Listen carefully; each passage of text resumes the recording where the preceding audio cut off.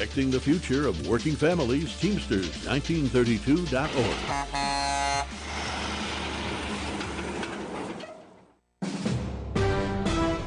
NBC News Radio, I'm Dina Kodiak. The Biden administration's legal case over social media moderation is being heard at the Supreme Court. The justices are hearing arguments today over whether federal officials violated the First Amendment when they urged platforms to remove false or misleading posts. The case stems from attempts by the administration to curb COVID misinformation. Some Republicans have argued it was a violation of the First Amendment, and now the Supreme Court will take up the case. Former President Trump says the war in Ukraine would have never happened if he were still president. I don't even know if I would have had to negotiate. They never would have attacked while I was president. During an interview with Fox News, Trump said he had a good relationship with Russian President Vladimir Putin and warned him against invading Ukraine. This comes as Ukraine is running out of ammunition and resources in the battle as U.S. aid has stalled in Congress. The bank card of a missing Missouri student has been found along the Cumberland River in Nashville. Police there say Riley Strain's card was found Friday by two local women who have taken the initiative to join in the search for the 22-year-old. He's been missing more than a week since he was asked to leave a downtown bar. The family is reportedly set to meet with police today to review more video footage. One person is dead and at least two more are injured after a shooting in Jacksonville, Florida. Mayor Christine Hoffman tells WTLV it's all hands on deck. Men and women of the Jacksonville Beach Police Department, Atlantic Beach, Neptune Beach, as well as JSO, other partner agencies out here to help investigate the situation. Police say 3 people were shot Sunday evening in downtown Jacksonville Beach. It's believed there were multiple shooters involved who are still on the loose. Authorities have asked residents in the area to shelter in place. Marriage rates in the U.S. are back to pre-pandemic levels. Here's Mark Mayfield. New government data shows there were just over 2 million marriages in the U.S. in 2022, roughly 6.2 marriages per 1,000 people. That's the highest level since 2018. Marriage rates dropped when COVID hit, and in 2020, there were only 1.6 million marriages nationwide. You're listening to the latest from NBC News Radio. Master Builders of America in Santa Ana encourages listeners to shop small business and buy local. Buying from small businesses greatly improves the health of our local economy. It creates jobs and allows hometown businesses to grow and invest in each other. So, before visiting the big box stores, mega chains, and internet super warehouses, think local and support your neighbors and your community. That's from Master Builders of America in Santa Ana. They are reminding everyone your hand is the heart of our community. Hayward Environmental Consulting of Rancho Cucamonga reminds us that too often our veterans and their spouses have trouble finding jobs. If you're an employer, join the Alliance to help support our transitioning military service men and women and their families. Bring elite skills, agility, and mission dedication to your organization. Hire smart and hire vets.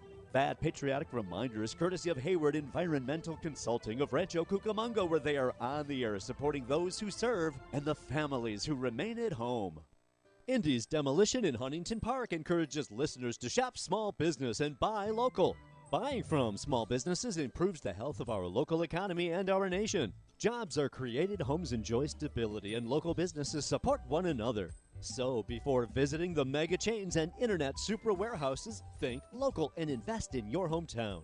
That important community reminder is from Indy's Demolition. Call 323-835-6710 for Indy's Demolition in Huntington Park. Redlands Aviation of Redlands reminds us that too often our veterans and their spouses have trouble finding jobs.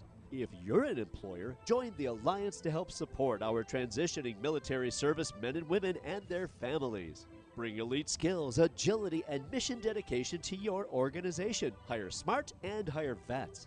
That patriotic reminder is courtesy of Redlands Aviation of Redlands in Anchorage, where they are on the air supporting those who serve and the families who remain at home. KCAA. You are absolutely fabulous, beautiful inside and out. And I'm giving you Dr. Marissa's Beneficial Presence on the Planet Award today. Thank you.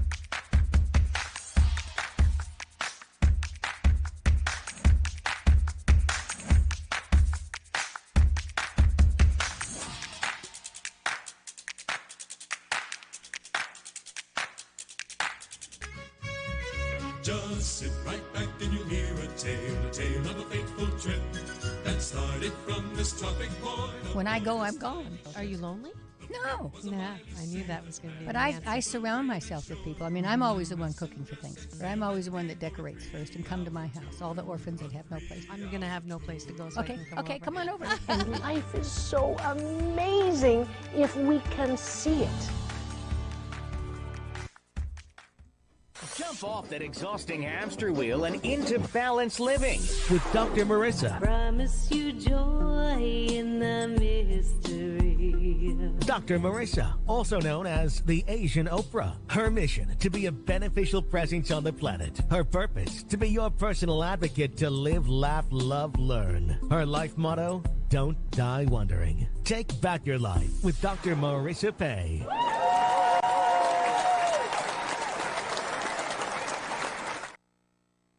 And welcome. You're tuned to Take My Advice. I'm not using it. Get balanced with Dr. Marissa, the morning show here on KCAA, NBC News, CNBC News, and NBC Sports Radio Station, AM 1050, FM 106.5, and streaming everywhere. iHeartRadio, Spotify, Stitcher, iTunes, TuneIn, Audible, Amazon Music, Tiki Live, Rumble, Podchaser, Spreaker, Streaker, and more. Thank you for tuning in. This my 620 consecutive week of balancing out bad news with good news. So there's no gossip on the show, no scandal, and no K-words, no Kanye talk, formerly or now, because I want you to focus on your own reality show and how you can be happy 88% of the time. Why not 100% of the time? If you are happy 100% of the time, you're dead. And I don't want dead people walking or talking or watching, because 88% is a pretty great state of being and a way of living that I actually practice and preach and live. And 88% of the time I follow my own advice, even though the name of my show is Take My Advice. I'm not using it. But I am so delighted. There's people in the studio already. I've got Cashew Gallery, Sci-Fi Mom B. Thank you for joining me this early on a Monday morning. And if you're driving, I know you're listening, but once you get to where you are, I would love it if you got online, free subscribe to my YouTube channel, which houses all 1,127 shows. So then you can chat in my peanut gallery, ask questions, and make remarks, and just be part of my Happy 88 tribe online. And it is Monday. So introducing the topic, it is hashtag Mental Health Matters Mondays. And what I've been doing is hitting a topic that I take a tool from my #1 best-selling book, 8 Ways to Happiness, which I give you today as an audiobook form for joining me on Mondays, to up-level your happiness in some real situation. So if any of you are single and dating and in the HD cycle, I'm calling it Dating HD, which is hope, disappointment, hope, disappointment. And I'm in that right now after 7 years of not dating and not having any relationships except with myself and with my work. So I'm living it, and I thought, that's a good topic for anyone. And there's a lot of single people right now, happily divorced people. So that's what we're going to hit today. I actually have a question from a listener watcher from my YouTube channel that has to do with dating a recently separated / divorced man. So we'll hit that one. And as usual, I will live my life out loud and talk about how I am able to find balance with that HD cycle. All right. So, but before we do that, we're going to start with adjusting my camera, and we're going to start with breakfast.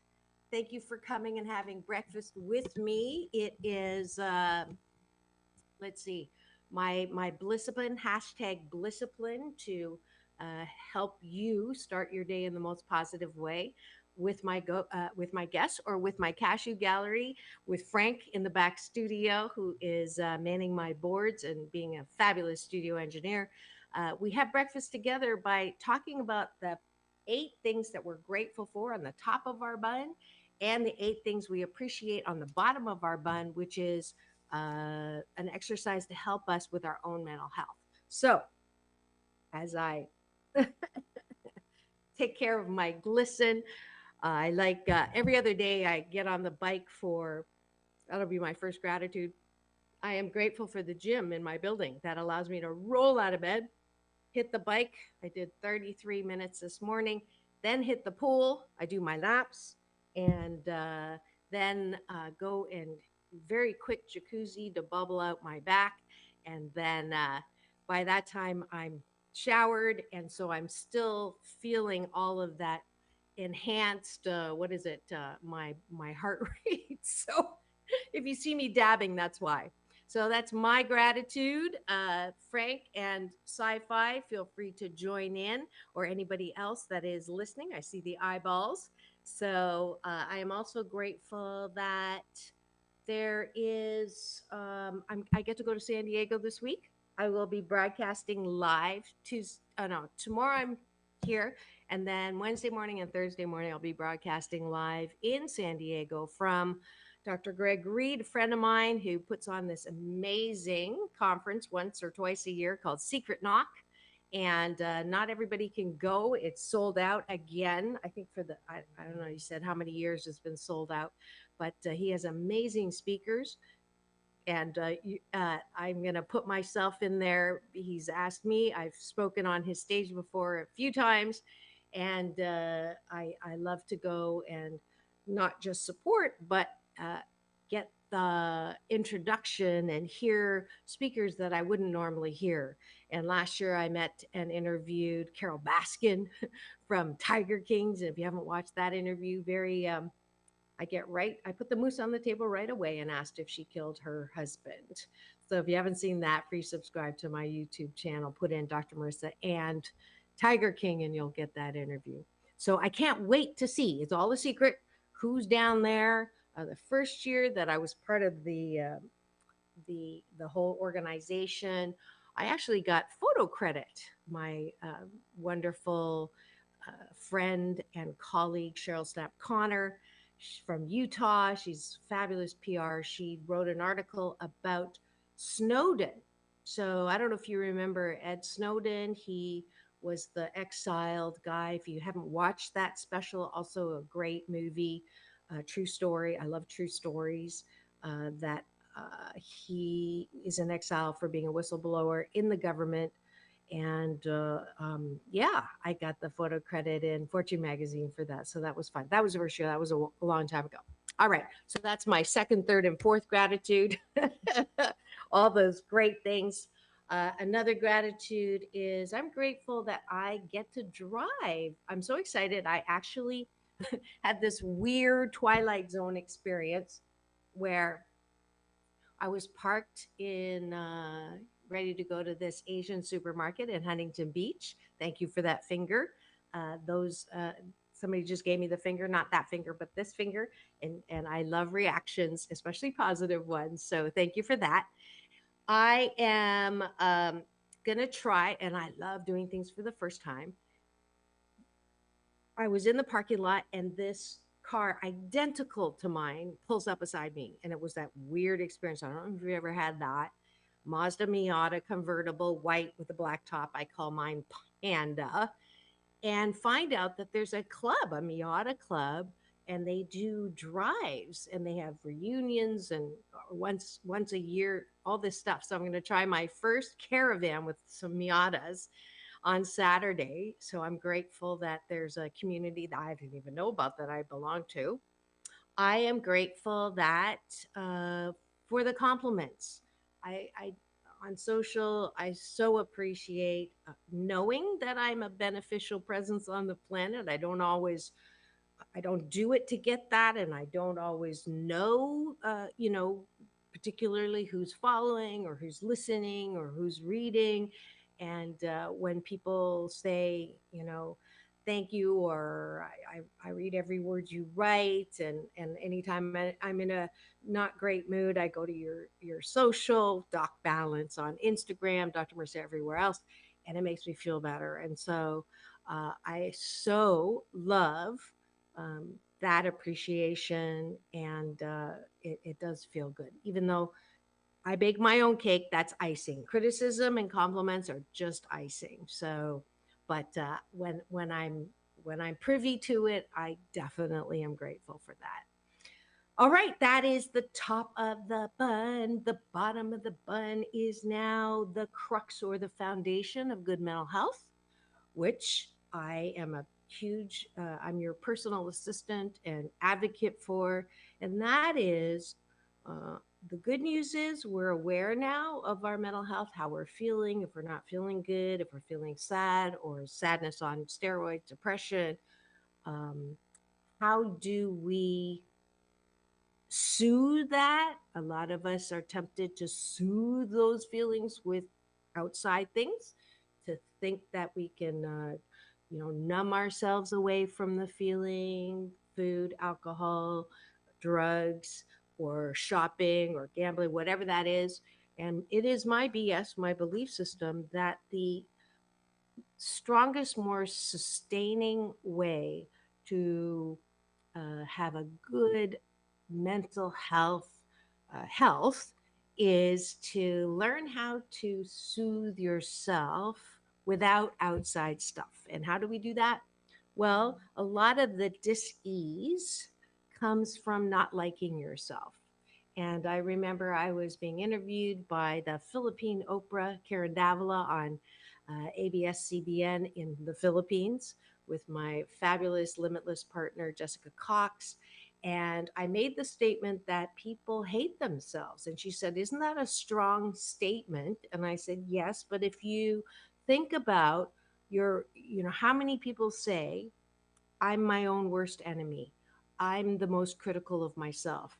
Nobody's harder on myself than me."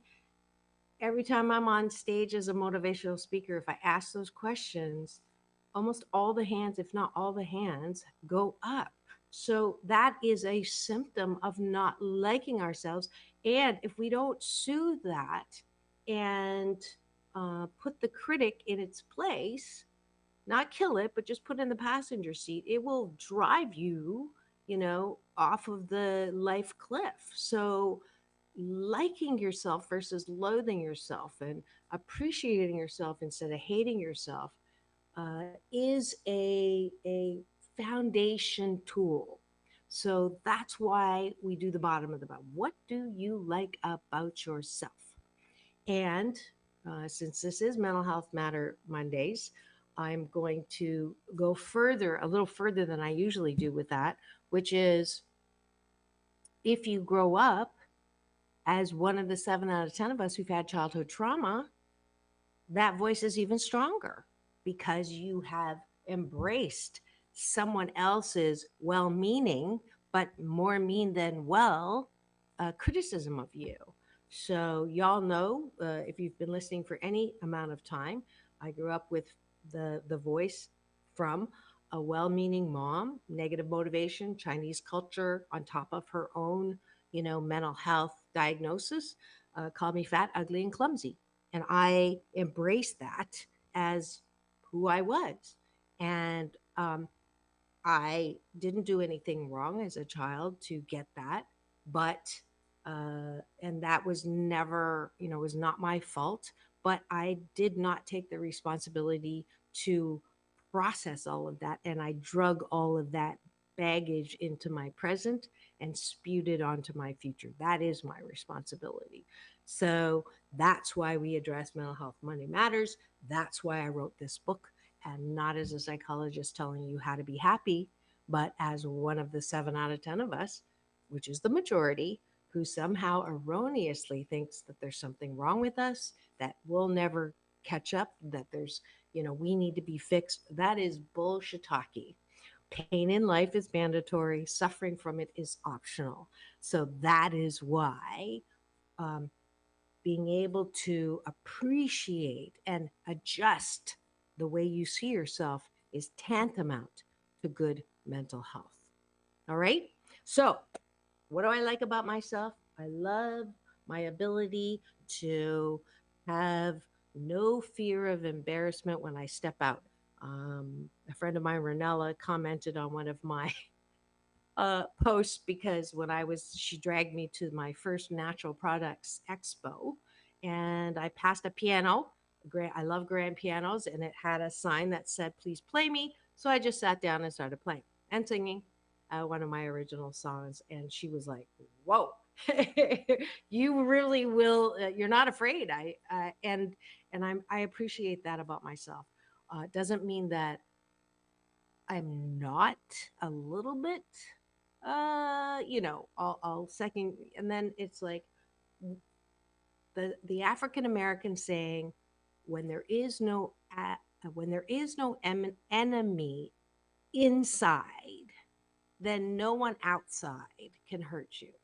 And I resemble that. So I know that I am a little audacious, a little outrageous, a little no fear, a lot no fear. That's my middle name.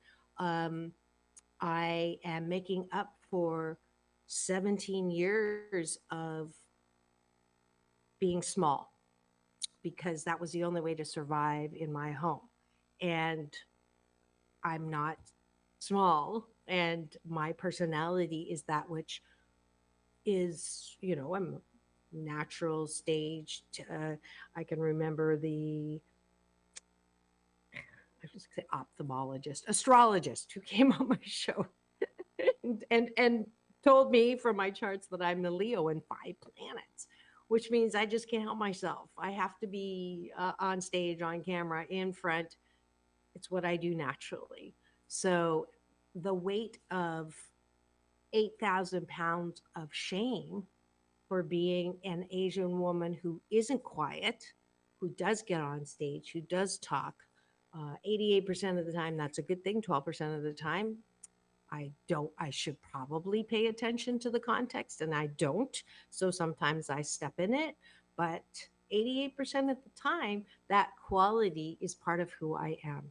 And so no amount of parental shame or ancestral heritage shame. Asian women are not supposed to be like me. So all of that, I appreciate my ability to transcend both my mom's message to me and society's message to me and the cultural message to me. So that was a big one. And I think that's enough to get you to practice this when you are going to bed tonight. So instead of saying, I'm not good enough, or I did something stupid, or I said something stupid, or I should have done that, or I can't believe they dissed me. I can't believe that they were talking behind my back. All those things, if you, and then this on top of it, right? If you're doing MS scrolling, meaningless scrolling, you're going to have problems falling asleep. No wonder you can't sleep. So if you replaced all that with, I appreciate that I am caring 88% of the time, loving 88% of the time, imperfectly perfect, one of a kind, wonderful, unique, and not a throwback, and really doing the best that I can with the time that I have and the resources I have, you're going to get a good night's sleep. So try that instead of taking whatever you're taking to go to sleep. All right? And that's it. Thank you for having breakfast with me and taking a bite of my gratitude sandwich. I promise that if you do this discipline or good life habit for the next 28 days with me on the show or without, you will sandwich your day in the most positive way.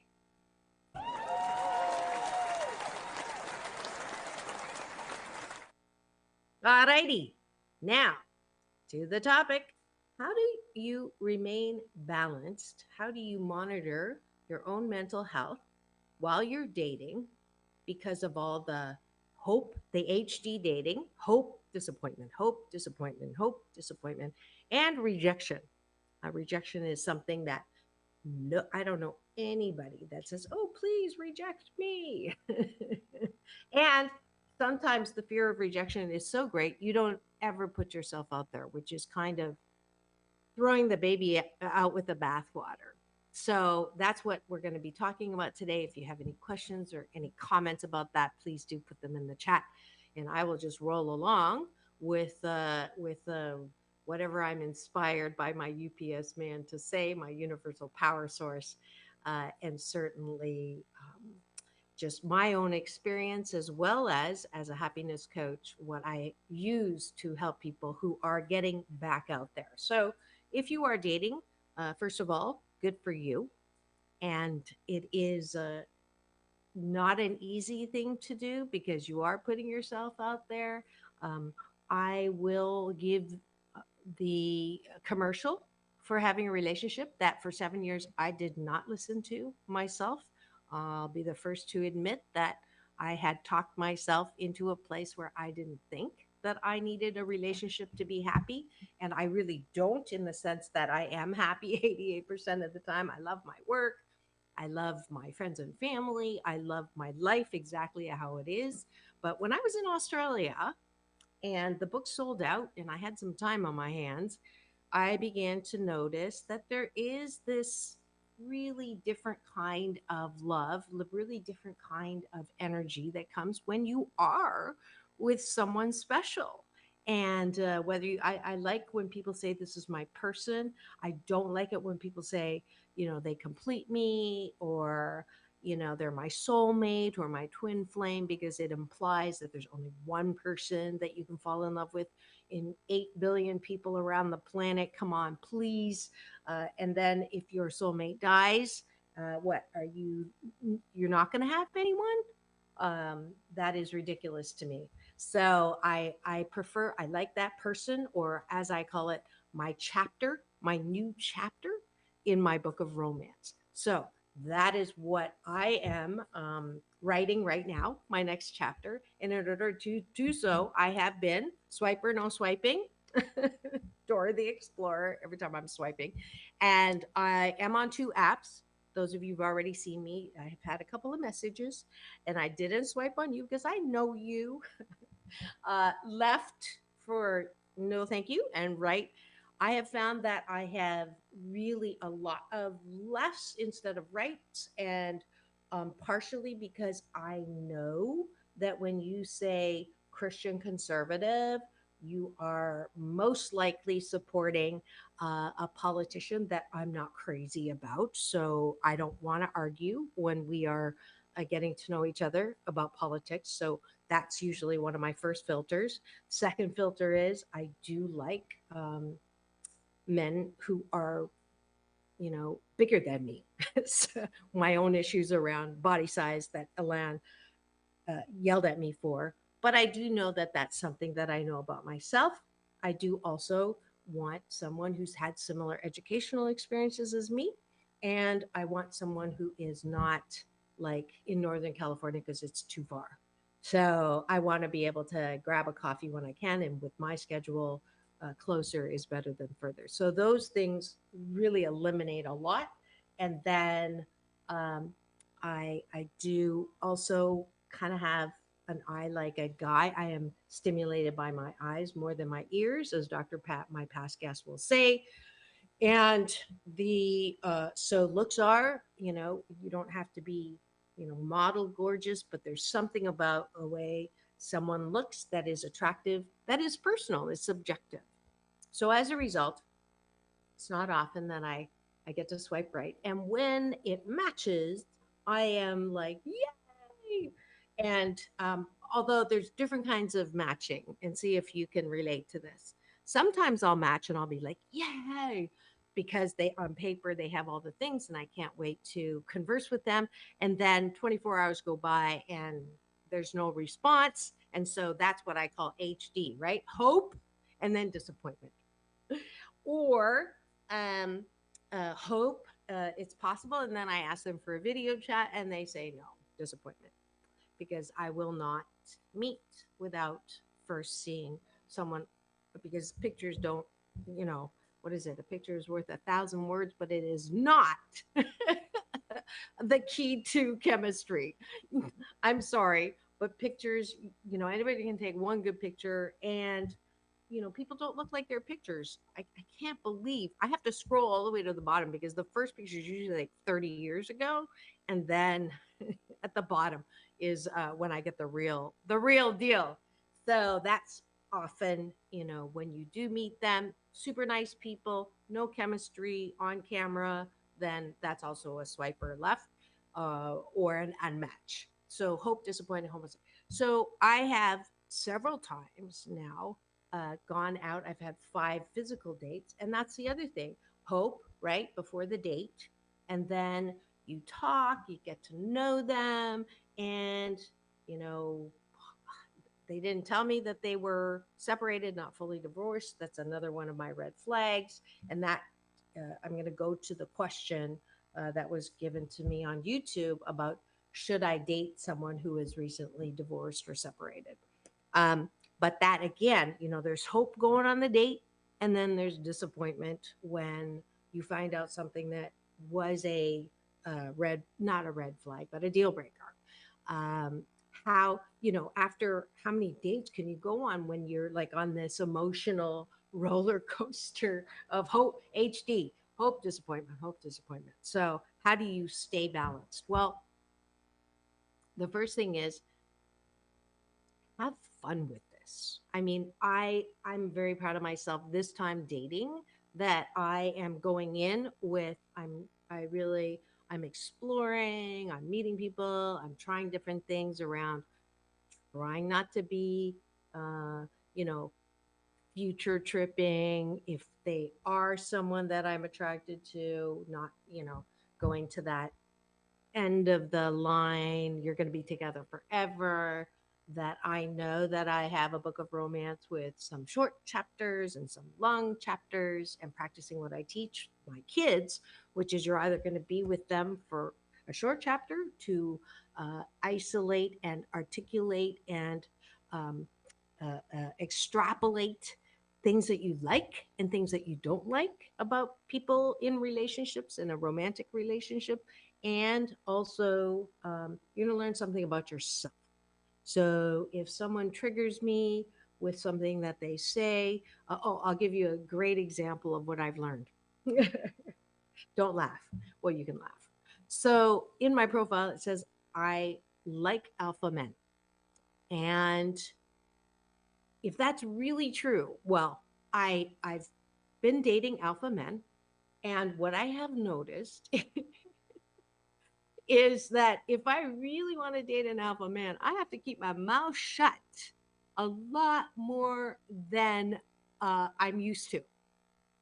So people have accused me of self promotion, and now I don't get mad and I say, thank you very much. That's a compliment because you can be good at something, but if you can't communicate it, then it's a waste of talent in a sense. So communication and being able to not say that you're all that, but communicate what you're good at is a skill. And so I take that as a compliment.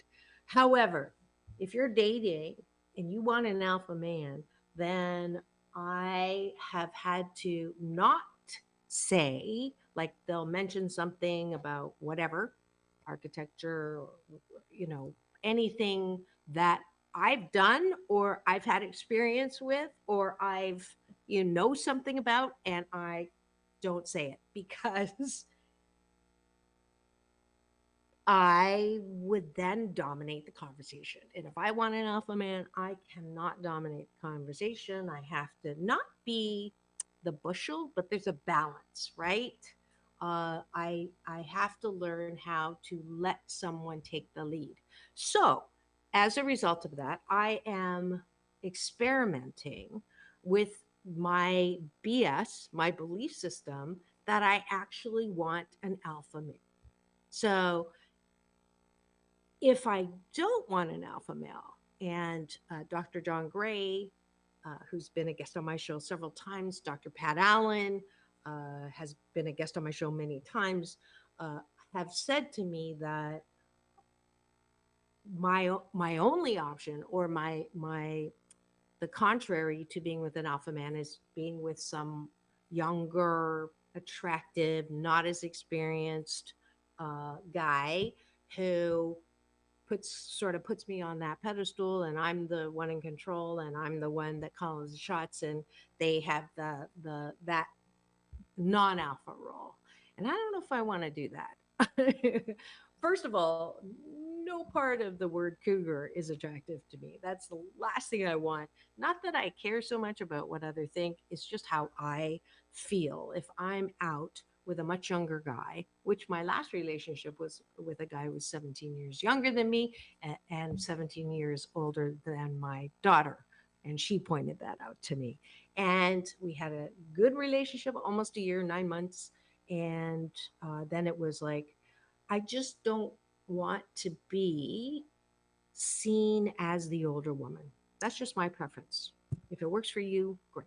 But for me, it doesn't work for me. So I am learning about who I am in sense of that power role, control role. Is that really who I am? Because I say I want to, I'm a mover and a shaker on the outside in my work, and have to take leadership roles as a consultant, have to take very visible roles in what I do as a media personality, and all of that stuff. But at home, I want to be like soft and not in control, and all of that. I don't know if that's possible. I don't know if you can be a different person at home. I hope so, because I do say that I'm like soft and not pudgy, but hopefully not pudgy. I'm working on that at home. So that's something I'm learning. So if you are dating, one way to take the HD out of the equation is to decide that this whole dating experience is not about finding your person, but just experimenting, not even experimenting. That could sound the wrong way. But it's an exploration of who you are and what you do. And partially I'm saying this too to my sound engineer who doesn't get out much. I'm calling you on that. It's a good way to go to the school of relationships is to date.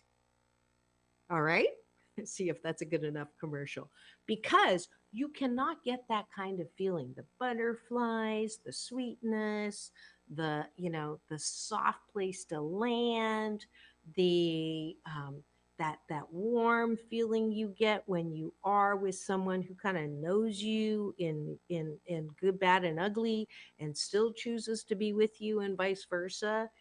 You can't get that from your family. They have to put up with you. You can't get that with your friends. It's just friendship's a whole nother, feeling. It's close, but it's not the same. And you can't get it from your parents. You can't get it from your kids. So that's my commercial for having a relationship and not getting so wadded up in your underpants around the HD hope, disappointment, and getting to the point of saying, fine, I'm not doing this anymore. Have I been in that point I started dating, let's see, I got back January the 18th, I think was the first day I decided I was going to really do this. So January, February, March, 2 months.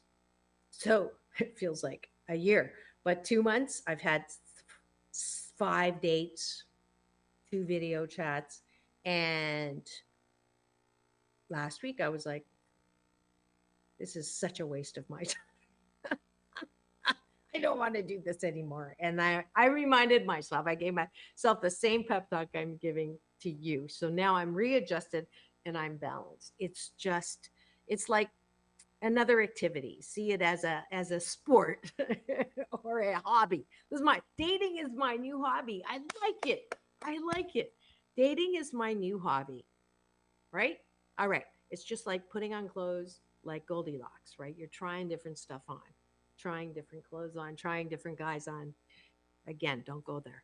Okay, so let me get to first do a station ID. If you're wondering what's going on in the studio today, it is Take My Advice. I'm not using it. Get balanced with Dr. Marissa, the morning show here on KCAA, NBC News Radio, AM 1050, FM 106.5, and streaming everywhere, iHeartRadio, Spotify, Stitcher, and my YouTube channel, where if you free subscribe, you get an alert every weekday morning and get to see on Monday, which is today, Mental Health Matters Mondays. All right. And we're talking about maintaining balance while dating and jumping off the HD platform. Hope, disappointment, hope, disappointment, hope, disappointment. All right. I'm going to get to the question that was asked of me on YouTube. The question is, I have been dating a man who's recently divorced. Here, let me read it exactly. Let's see, where did I put that? It is here. Nope. All right, here we go. How to deal with a recently divorced man. He's not ready to date, still misses his ex. We got close physically, but not all the way. Is there any hope? Shall I go back to being just platonic? And this is from Shalimar 29. All right, so my advice would be to first ask yourself, would you be able to handle the emotion of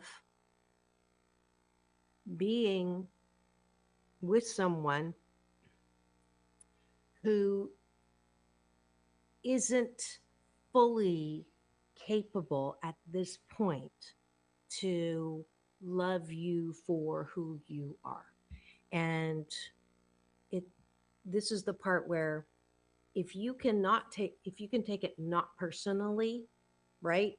If you can know that the chances are he still misses his ex, you're going to have to hear about it. You're going to have to, be there to comfort him, be there to be his shoulder to cry on. And in all of those ways, I don't know about you, I couldn't do it, because every time he would say, I miss her and they're gonna cry, I'm like gonna be stabbed in my heart. Like, I'm not good enough to get you to forget her. I'm not good enough to make you, want me more. I'm not attractive enough for you to not think of her and miss her so much. And I could not take that personally. So, but if you can, and you're gonna, you think he's worth just hanging around, that one day he's gonna wake up and turn and go, oh, you've been there, all my life, or you've been there waiting, and I love you for that, and thank you for, staying with me and nursing me back to wholeness, and now I choose you, and no, this is not a rebound. I really do love you, and again, I'm human. I don't know if I would believe that even if he said that. So if you're anything like me and you're having any of those feelings, then my recommendation would be stay friends. When he tries to reach for you physically, say thank you.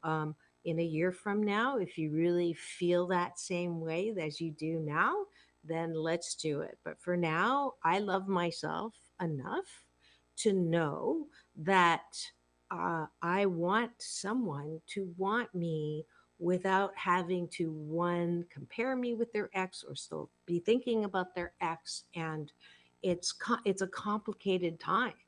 I remember when I was separated, it was, the first time I was separated, we ended up, creating my second child because we were trying to make it work.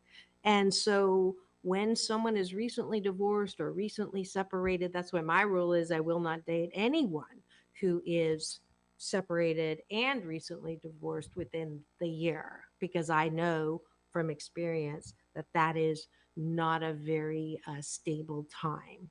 So that would be my recommendation for you, unless you, again, like I said, really believe that this is worth staying to, and you can not go to MSU University making shiitake up when you're, not reading into his talk about his ex.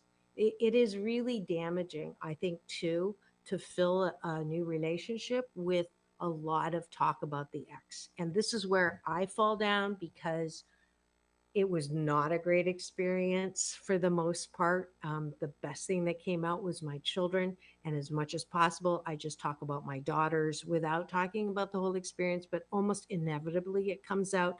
And every time I, could shoot myself.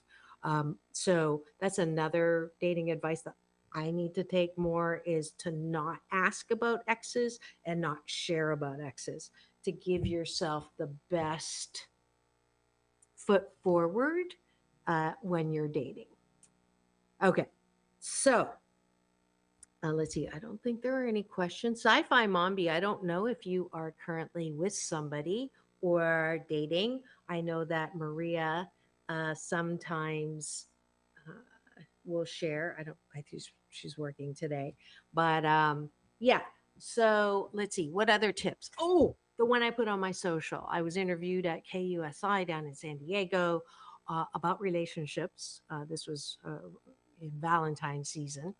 And the one point that I brought up in dating is be really clear about what you know about yourself and therefore what you match with.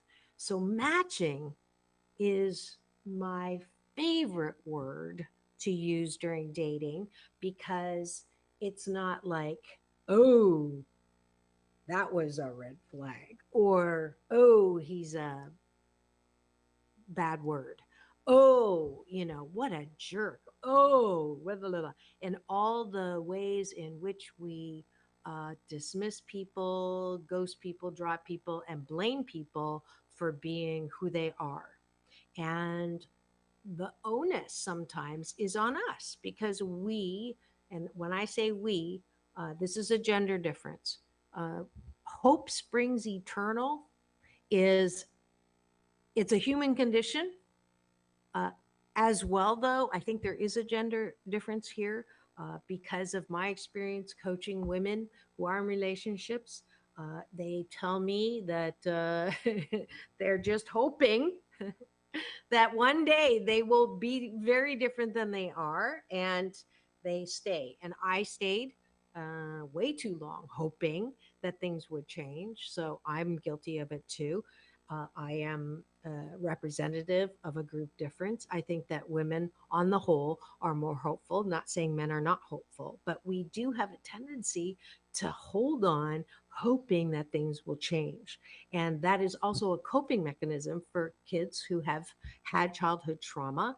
Hope is a coping device because you're hoping that it's going to be different. That's why you keep taking whatever the abuse is, because you're hoping that one day they won't feel that way or say that or do that or think that. So you can get out of that situation by being really clear about what you want. And one of my past guests, who's a friend as well, an amazing man who wrote the Four Agreements. If you haven't read that, it's one of my life fundamental books. He has another book called The Mastery of Love. And I love that book as well. I get a lot of my relationship and romance advice from there for myself. One is if you want a dog, don't buy a cat. Let me say that again. If you want a dog, don't buy a cat. So, oh, Sci-Fi Mommy, I just noticed something. I'm separated talking with someone. So you are separated. Okay, so you're great. You're right in that situation that I was just talking about. Did that resonate with you at all? You're on the other side of it. Did you resent the advice that I gave to the person who's dating you? But you maybe not talking about your ex. So I'll let you fill that detail in. But I will finish off what I was saying about cats and dogs. So often, you already know what you like to do. You enjoy movies, you enjoy traveling, you enjoy healthy eating, you are a night owl, you love trying new foods, okay? And it's amazing to me. If you know that about yourself, why would you pick someone who is a strict steak and potatoes guy who really just wants to do the same thing every Friday night? We'll go out to dinner. Saturday night, we'll go to, Saturday night, we stay home. Don't like theaters, don't like events, don't like traveling. I mean, why would you pick someone to try to have a relationship when, you know, you have very clear mismatches in things you like to do? Well, I can do that with my other friends and they can do that with their. Yeah, but then most of the time you're spending apart, right? So if you want a cat, or sorry, I'm allergic to cats, so it's easy for me not to want a cat. If you want a dog, then and you're a dog, then find a dog. Don't find a cat and try to make them into a dog. There's my best relationship advice for not having a mismatch. So that's on you. If you are attracting people who are not good for you, that's on you. If you are attracting people who are like you, then that's good. And then you can go from that place of matching on a lot of things. Same with politics and religion. I don't like talking about politics, but I will ask someone if, who they're going to vote for, because it's not easy to have a harmonious relationship to start with. In my mind, I mean, it's 88% is the best you can do. You're never going to jive 100%. You're going to have disagreements. Why would you introduce something as volatile as politics or religion as something you totally mismatch on? Like, to me, that's not very smart. All right. So that's what I mean by, if you date someone, like I went on a dinner date with someone who, after a good date said, I have to go home. I have to be in bed by 9:30. I don't go to bed until midnight. Again, another mismatch that we both knew. And then he said, what time do I get up at 6 though? That's why I go to bed early. And he said, what time do you get up? I said 6. So another mismatch around energy level or whatever that is. But he's not bad. He's a lovely man, just not a match for me. We're like this. So dating is about finding whether you're a match or a mismatch. And the only way to find out is by first knowing what you like and don't like, and then not picking a cat that isn't like your dog, and then going on the date to explore further whether there's continuous matching or not. That's my formula. Okay? All right. Let's see. So Sci-Fi Mombi is separated, talking with someone, and I asked if the advice that I just gave to the woman on my YouTube channel asked me the question, which the show is based on: should I be dating someone who is separated or recently divorced? And thank you, Sci-Fi. No, it is really good advice. I can get stuck in the negative talk about my ex. Okay, great. Thank you for being honest and vulnerable about your situation. And again, I'm going to challenge you to not talk negative about your ex, because one, it doesn't feel good. Two, it's going to be a turn off for your dates. Three is, and honestly, I think this is one of the formulas or equations for world peace.